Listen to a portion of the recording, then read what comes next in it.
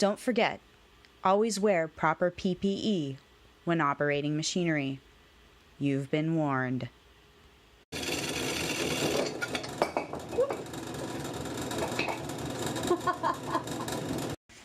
Ben spent the majority of the week before our anniversary putting together the bench for the lathe. It was kind of an anniversary gift for the both of us, but I'd been hassling him for probably a year to get it out because I was just so anxious to learn how to use it. I've been doing pottery for the last 5 years, and I think the reason that this was so interesting to me is because it seems so similar to what I've been doing with my pottery. And I couldn't wait to get on the lathe and try to make a bowl similar to the style that I've been really enjoying making on the pottery wheel, and that's a flanged bowl.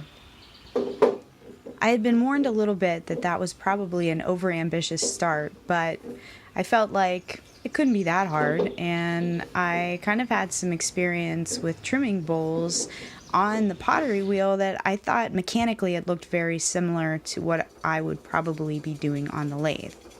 And that seemed to hold true.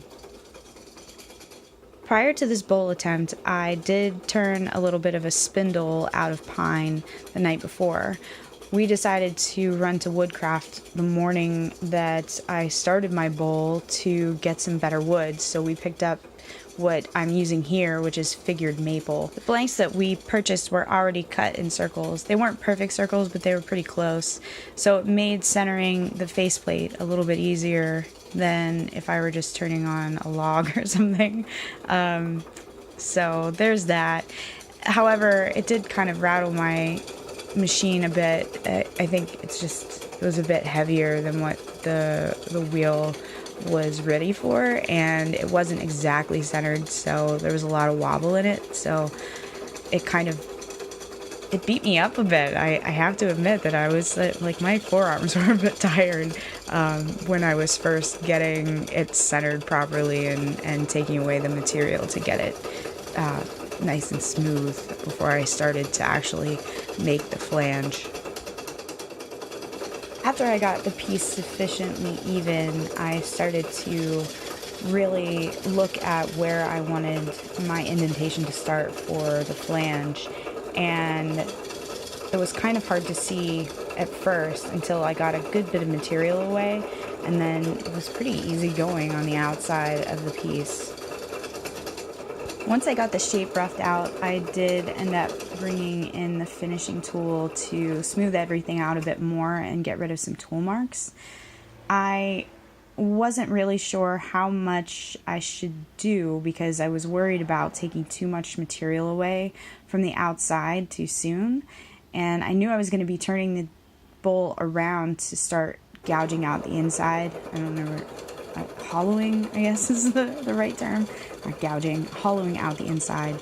And so I wanted to leave myself some material on the outside in case I needed to take away out there to make my walls a bit thinner. I knew I was going to have a little bit of a hard time because of the size of my lathe to really get inside and get my tool turned so I could take material out from underneath the round over part. So I was conscientious about that, but I did want to do some sanding just to see how much of the tool marks I could get out with sanding. Now, I was informed by a friend of mine that if I was going really thin on my walls to watch not sanding too much because it may warp my walls. I was not taking the material that thin, especially for my first time, so I left the tool marks and then waited to sand them out afterwards. At the beginning of my little video here, you probably noticed that the piece kicked off of the lathe, and this was my first bowl, so I'm kind of glad that I got that out of the way.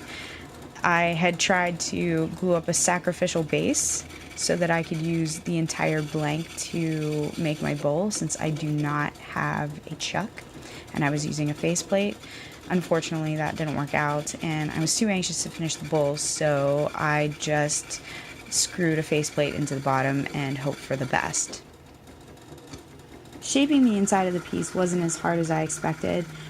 I just took a lot of the tips that I learned from other turners online and some of the advice that I've received from other people, and just made sure that my tool rest was as close to the mouth of the opening for the bowl so that I could keep my tool as shallow as possible. I understand that that helps to keep you more steady, and the only thing that I was really kind of nervous about at this point was the screw holes that were left over from the faceplate. I kept getting some pullback, or I'm not sure what it's called technically, but it kept throwing my tool around a bit and making me a bit nervous. But once I got through that material, it was pretty easy going there. I ran out of card space on my camera, so it did not record the full bit of hollowing this bowl out, but I think this is probably enough video to kind of get an idea of how I was attempting it. Really, all you're missing is a lot of sanding after. And then I went in the house and then filmed while I applied a little bit of oil to kind of see what this piece was going to look like once I did all my finishing, and I'm actually really pleased. I've already learned some great tips from some of the folks in the Facebook groups that I follow about some of the things that I could be doing to improve my piece and to help myself out. I really enjoyed this experience, and I can't wait to turn some more bowls. You like your first bowl? I do. You did it.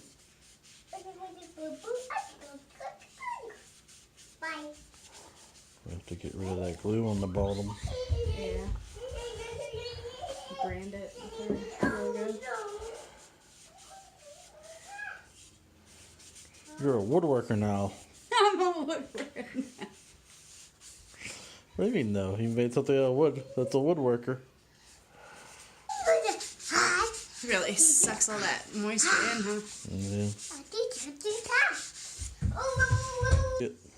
Is it picking up the figure in there?